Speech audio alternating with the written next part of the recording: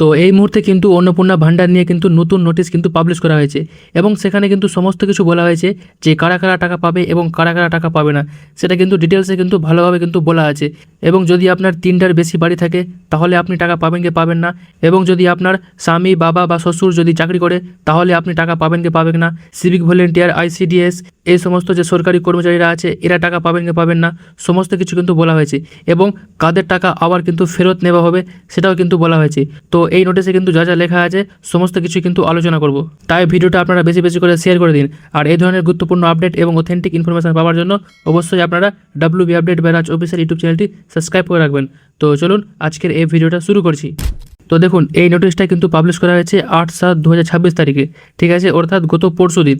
তো এখানে কিন্তু 4টা কিন্তু পেজ আছে, এটা আছে ফার্স্ট পেজ, এখানে আছে সেকেন্ড পেজ, থার্ড পেজ এবং ফোর্থ পেজ। তো এখানে কিন্তু মোট 4টা পেজ আছে। এখান থেকে কিন্তু আমরা মোস্ট ইম্পর্টেন্ট জায়গাগুলো দেখব।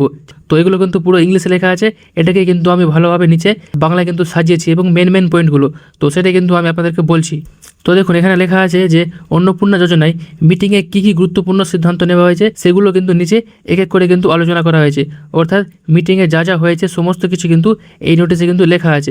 তো দেখুন, 1 নম্বর বলা হয়েছে যে আবেদনপত্রে ভুল থাকার সংশোধনের সুযোগ, অর্থাৎ যদি কোনো ব্যক্তির আবেদনে যদি কোনো কিছু ভুল হয়ে থাকে, অর্থাৎ নাম ভুল হতে পারে, আধার কার্ডের নাম্বার ভুল হতে পারে, বা অন্যান্য যে কোনো ছোটোখাটো যদি ভুল হয়ে থাকে তাহলে কিন্তু সেটা এডিটের অপশান কিন্তু দেওয়া হবে এবং তার মাধ্যমে কিন্তু সেটাকে ঠিক করা যাবে। তো এই ঠিক করা কিন্তু আপনারা করতে পারবেন না, এটা কিন্তু বিডিও অফিসে কিন্তু দেওয়া হবে, সেখান থেকে কিন্তু আপনাকে করাতে হবে। তো ইতিমধ্যে কিন্তু সেই এডিটের অপশান কিন্তু চলে এসেছে প্রত্যেকটা বিডিও অফিসে, ঠিক আছে। এবার দেখুন 2 নম্বর প্রশ্ন বলা হয়েছে অযোগ্য হলে আবেদন বাতিল হতে পারে, মাঠ পর্যায়ে তদন্তে কেউ নিয়মের বাইরে থাকলে পরে তার আবেদন বাতিল করা হবে। অর্থাৎ বর্তমানে কিন্তু এরকমও কিন্তু অনেক ব্যক্তি আছে যারা কিন্তু সরকারি চাকরি করে, ইনকাম ট্যাক্স দেয় এবং তাদের কিন্তু অনেক বড় বড় কিন্তু বাড়ি আছে।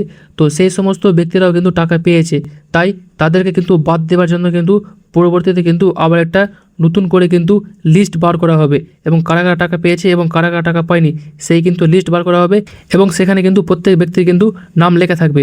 এবং যদি আপনার গ্রামে যদি এরকম হয়ে থাকে যে যিনি টাকা পাওয়ার যোগ্য নাই তিনিও টাকা পেয়েছেন, অর্থাৎ তিনি সরকারি চাকরি করেন তা সত্ত্বেও কিন্তু তিনি টাকা পেয়েছেন, তো আপনি কিন্তু তার নামে কিন্তু কমপ্লেন করতে পারেন সরাসরি সরকারকে।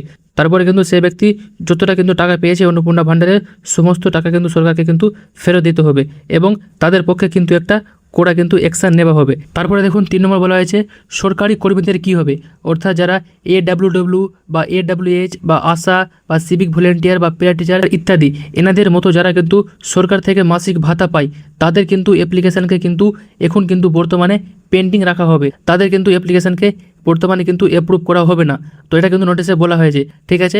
এবার দেখুন 4 নম্বর কী বলা হয়েছে, বলা হয়েছে সরকারি কর্মচারী বা পেনশনভোগী বা আয়করদের পরিবার, অর্থাৎ যে সমস্ত পরিবারে কোনো ব্যক্তি চাকরি করে, পেনশন পান বা সরকারকে ট্যাক্স দেয়, এই সমস্ত পরিবার থেকে যদি কোনো মহিলা আবেদন করে থাকেন তাহলে কিন্তু সেই মহিলারও কিন্তু আবেদন কিন্তু গ্রহণ করা হবে না, অর্থাৎ তাদের অ্যাপ্লিকেশানে কিন্তু অ্যাপ্রুভ করা হবে না আপাতত। তাদের জন্য কিন্তু আবার নতুন করে কিন্তু পরবর্তীতে একটা নোটিশ জারি করা হবে এবং সেখানে কিন্তু ভালোভাবে স্পষ্ট করে বলা হবে যে তাদের জন্য কি করা যাবে। বর্তমানে কিন্তু তাদের অ্যাপ্লিকেশানকে অ্যাপ্রুভ করা হবে না, ঠিক আছে। এবার দেখুন 5 নম্বর কী বলা হয়েছে, বলা হয়েছে জমি বাড়ি বা GST নিয়ে তদন্ত। তো যাদের কিন্তু বাড়ি বড় বড় আছে এবং 50 ডেসিমেলের বেশি জমি আছে তারা কিন্তু টাকা পাবে।